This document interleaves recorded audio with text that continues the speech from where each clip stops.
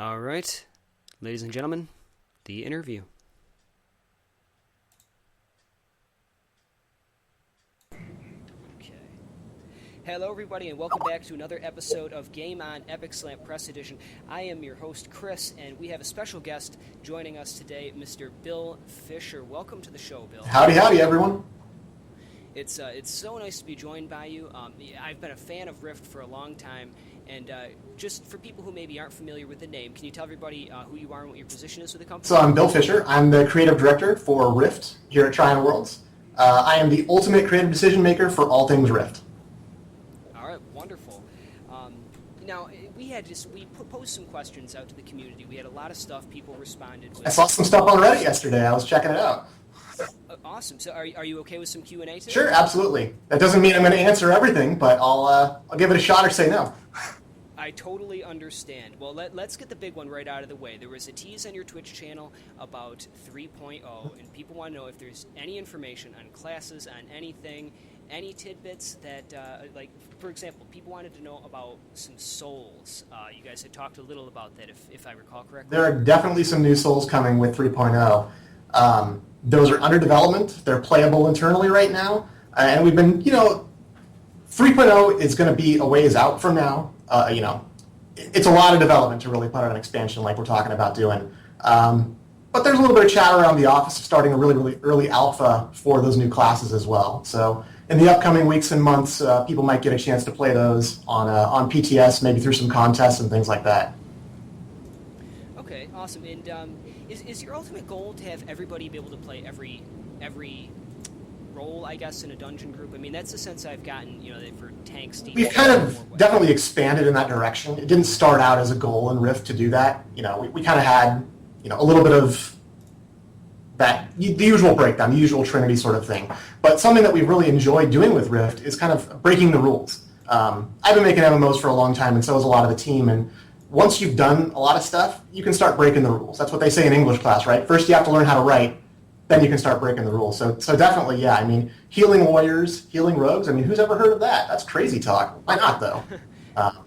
Right, absolutely. And tanking mages, that was one people they looked at like, just, how are you going to have a tanking mage? But, you guys have proven yourselves to be so creative just in the class system in general, where I figure if any company can pull that off and make it a ton of fun, it's going to be Trion. Yeah, I've got a lot of faith in our class developers. They've worked out some really great stuff. And the big thing is this, if something doesn't quite work out when we put it on PTS or let people play it, we're going to change it. And I mean, you think the forums are critical of stuff? You should see me when I go to town, guys. I used to have to send emails that start with a fuzzy kitten just so people didn't think I was trying to be a jerk to them. I see that, and I think we've seen that in your forum posts and everything, that you're very much involved and you play the game regularly. Yeah, I definitely do. I've been taking a little bit of a break recently. I mean, the push to get free-to-play conversion done took a lot out of me, took a lot out of the team. Just need a little bit of a break, but I'm going to get back in there and start beating up some mobs. I've got one more faction rep to grind, and I'm looking forward to the release of the new raids in 2.4.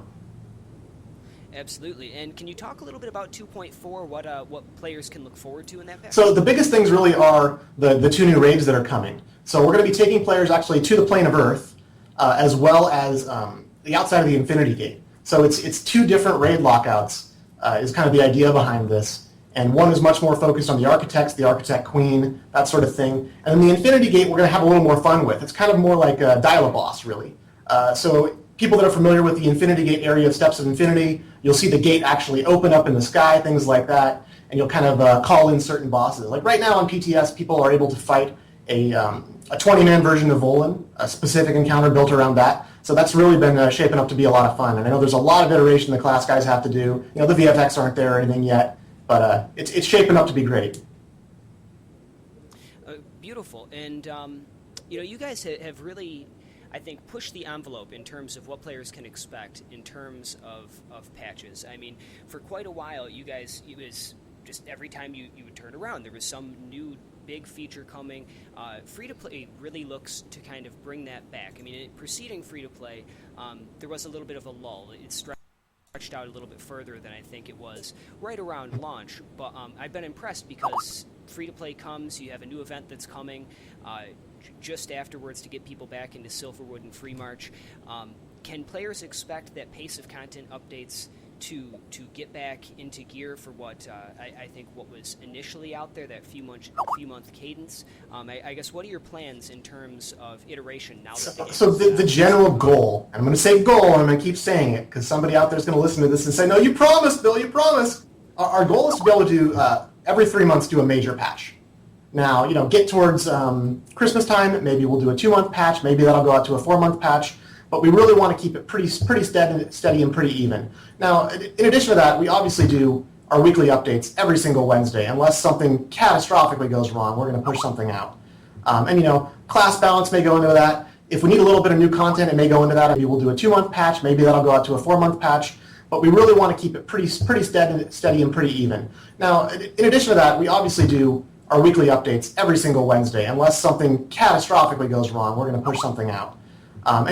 Class balance may go into that. If we need a little bit of new content, it may go into that.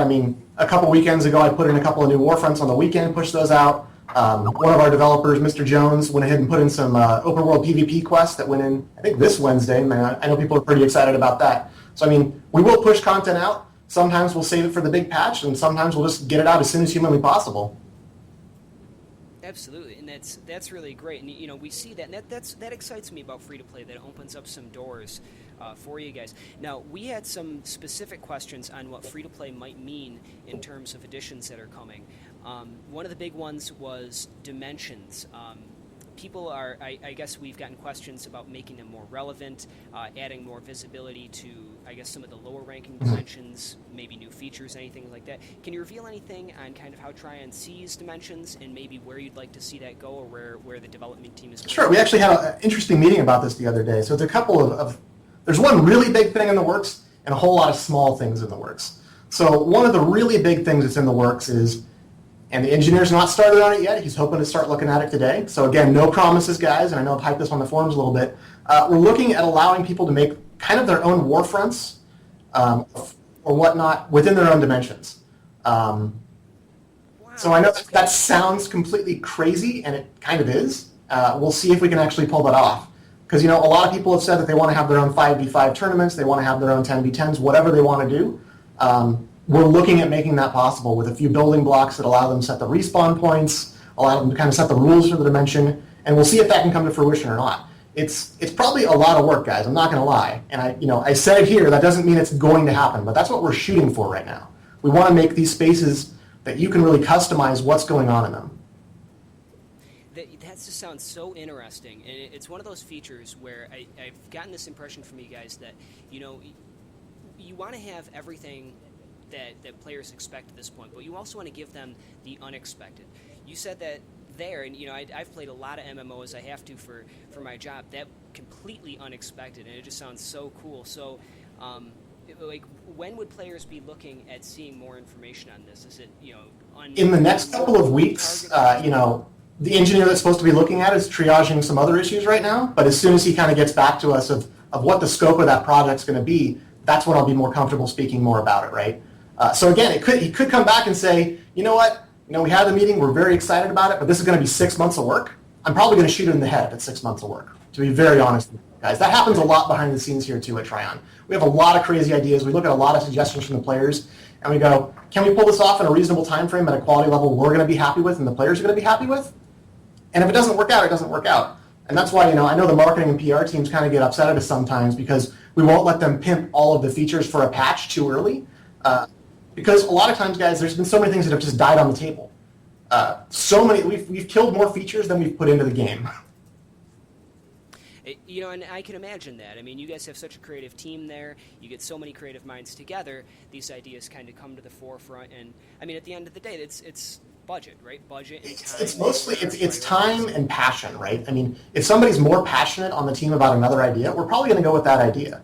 If it's going to highly motivate that person to get it done and get it in and get done well, we're probably going to go with that idea. Okay, so for dimensions, for lower rank dimensions, I know visibility is a concern amongst players. Is there anything players can look forward to, or just an assurance that you guys are aware We're of that? Definitely aware that that's an issue. We're looking at some issues with the +1 system as a whole. Potentially in the future actually going to a rolling reset every week where it's resetting on the +1s, things like that. Also, we're currently constrained on how many. We only show the top 1,000 per server right now, and we're looking at actually expanding that as well. Because there's just this feedback loop basically for the people that are in the top. They're always going to be in the top, and the new people aren't going to be seen, and that's really problematic. And we definitely want to address that. And we definitely had a meeting about that the other day. It's just getting all of that into the pipe with everything else that's going on right now. Right. Yeah, and it's such a powerful system where cool new stuff has to just be sprouting up all the time. And if there's not a way for it to kind of rise or be highlighted, obviously people aren't going to be able to find that, but it's there. And I think with a little digging, I mean, you can just see some really, really creative stuff. Absolutely. Players are doing just amazing stuff. Some players are doing exactly what I expected, which was making giant phalluses, and other players are making the most amazing things I've ever seen in games. Just taking all these pieces, parts, and playing Legos. Basically, it's just awesome. And do you guys have people that police dimensions for that kind Not of at thing? all. That is, and at your own risk. I gotcha. So, just creative freedom, and gamers, we like our freedom. Exactly. So that's cool. How about Chronicles? Another player had asked about that. Very popular feature, small group content, and I loved it because when they were first introduced, I wasn't able to raid. I was able to get in there and see things really I wouldn't be able to see otherwise. What's going on behind the scenes with? So what's going on there is there's 2 more in development right now, and we're debating whether both of them come out in 2.4 or we wait a little bit after 2.4 to release another one of them. It's really going to come down to the polish level that these guys are putting into them. Ty George is one hell of a beast, and what he's working on right now is awesome. And so same thing with Mr. Jones. I'm really looking forward to playing both of those. So I mean, one of those is going to be a little bit of a, I believe it's called Hammernell Renaissance. So it's a little bit of a return to Hammernell in a completely different way. Now, have you guys considered using Chronicles? And obviously, the raid aspect is right there. Seeing this content that's otherwise gated off, that's a natural system. But between Chronicles and Instant Adventures, it seems like you just have this great toolbox of narrative tools, right? So that you can kind of use that for storytelling, both inside and outside of raid dungeons. So have you guys put any thought or effort into, I guess, stories that would be separate from stories that you would usually, I guess, found in Chronicles only?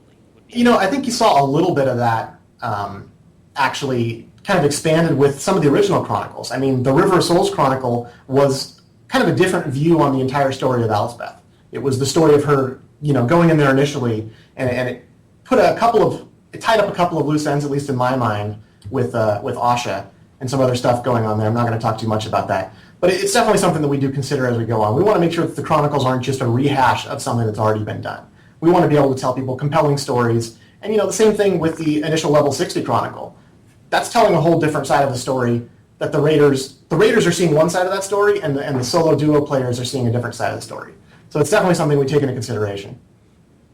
Absolutely. And, I think in Storm Legion, the storytelling prowess of your team really came to the forefront. I mean, there's so much narrative if you take the time to actually read quests and follow that narrative trail, and it's an exciting thing, and I hope players listening to this go out and do that, because I've been going through City Core right now, and you guys explore some dark themes throughout there. There's just brutality in a lot of different ways, but it's brutality there. I mean, the team that did that was very inspired by some of those early novels, and the Mars sort of stuff. That's kind of savages in space and all that sort of things. I remember having conversations with those guys. It's there's some cool stuff in there. I mean, a lot of people don't want to read the quest text, and that's a shame sometimes. I'm one of those people too. I don't personally read the quest text a lot of the times. I'm big on trying to make sure that the teams understand that people aren't going to read all the text, so you got to kind of set the scene and beat people over the head with it in other ways. Yeah, absolutely. And, that's great. You kind of stumble across pieces of story as you're adventuring, and that's been a very effective part. Could we talk about PvP for a Sure. second? I know you're short on time, so we'll try to fire through a couple things here. What's going on with Conquest right now? And I'm curious if there's development there, and we had another player seeking comment on arenas, if there's any comment. Comment on arenas again. The same comment I give every single time. While I work at Tryon, there will not be arenas in Rift.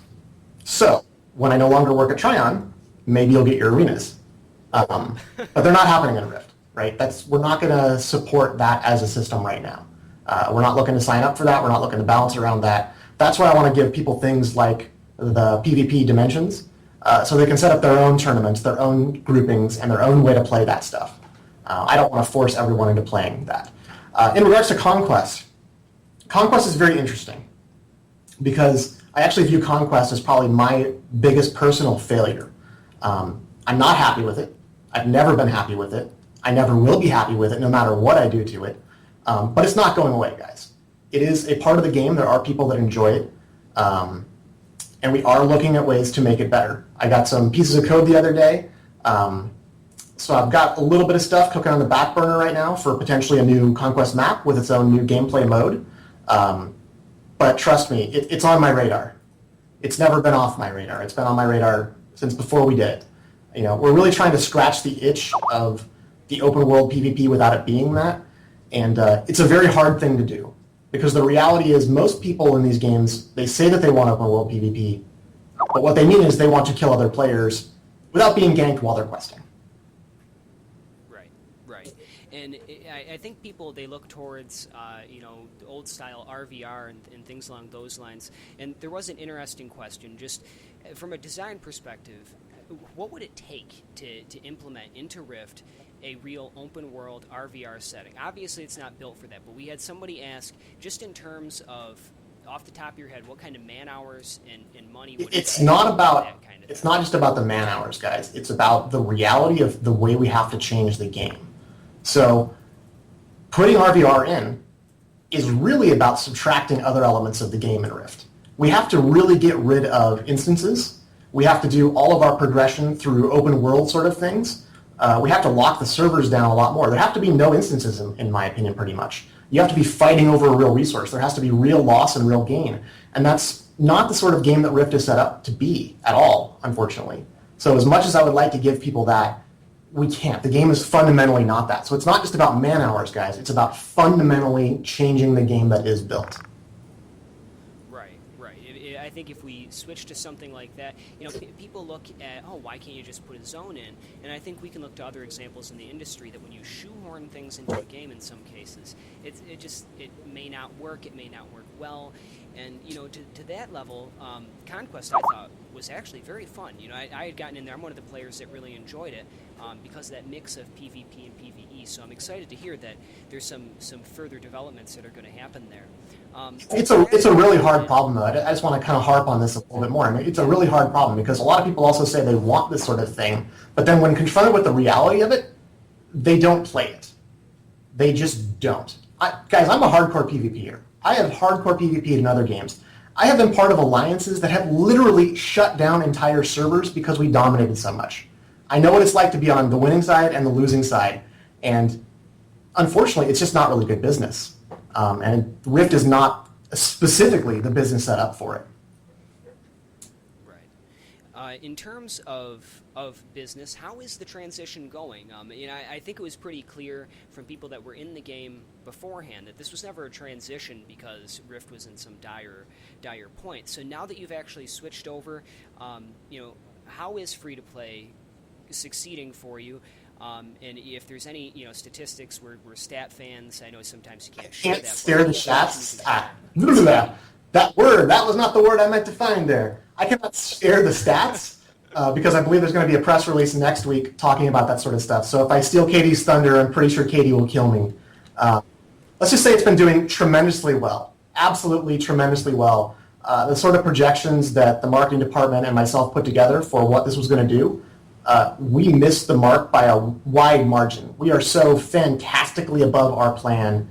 It is out of control. It's absolutely crazy to me how successful this has been, and I couldn't be happier with it. Yeah, servers are just alive right now. I mean, logging in there, it's like logging into, it's a relaunch, but it's like logging into a brand new game. Our marketing guy's like, how can we do this again in 3 months? And I'm like, well, we're only going to go free to play once, guys. I don't know what we're going to do 6 months from now. Go back to subscription and then go free to play 6 months after that. I mean, right.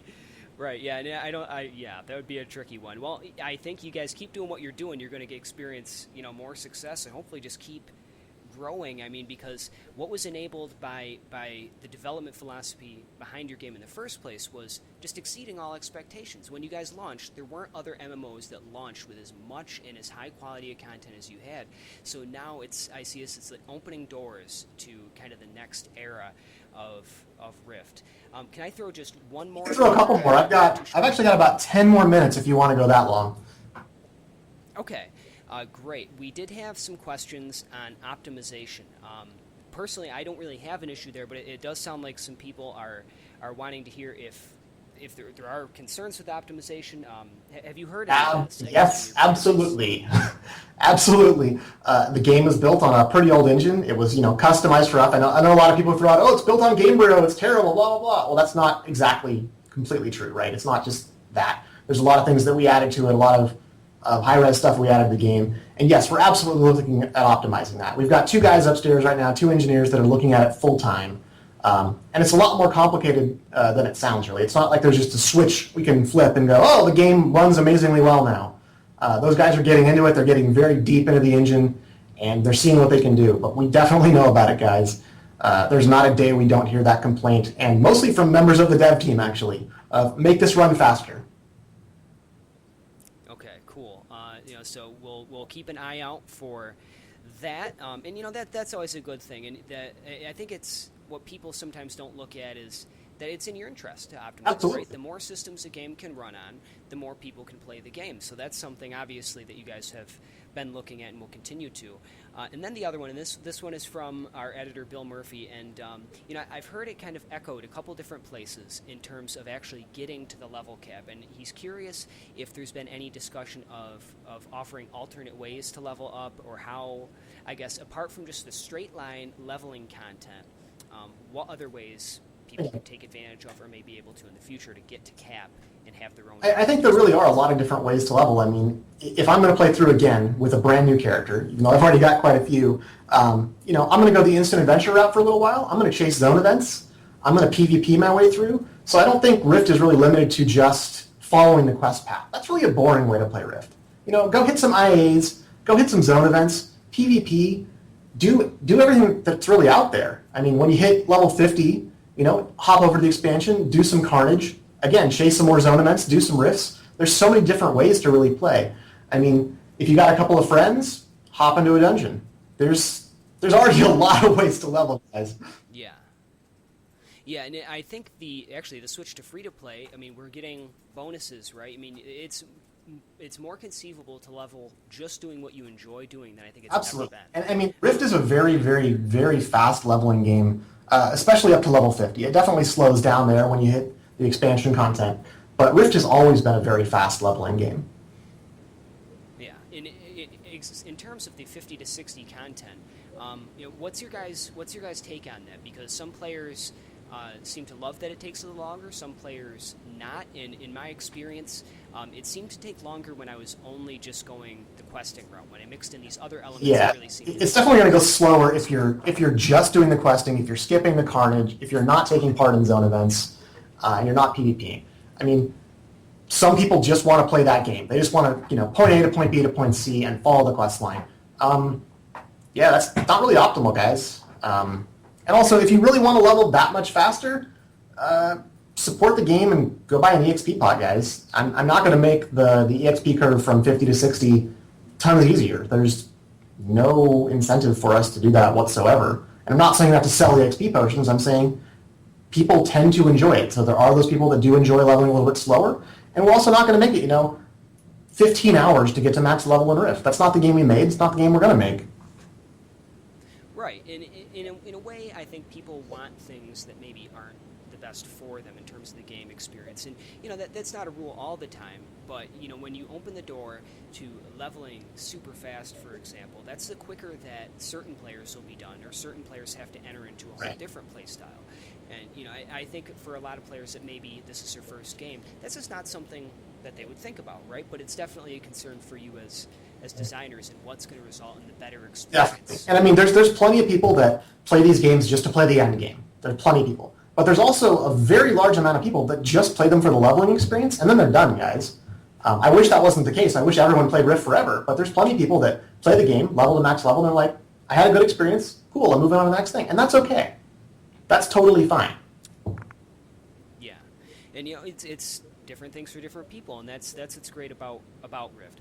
Now, we recently had the event where you're encouraging people to go back to low-level zones, help their friends, and you're offering them extra rewards and bonuses for doing so. Things that usually you would have to pay for, usually you would have to put down in-game currency for. Is that something players can look forward to, I guess? Absolutely. Yeah, just events where they can get some freebies if they actually take part and play the game. Definitely. I mean, working with the marketing team on a lot of more stuff like that coming up over the next few months. We're trying to have something every couple of weeks going on, whether it's going to be that or something else or a contest. We just want to make sure the community is engaged and people are playing, and incentivizing those people that do play Rift pretty rapidly to log in, try something different out. Absolutely. Well, Bill, we got through a lot of questions. You've been just great with answering everything our listeners had put down there for us.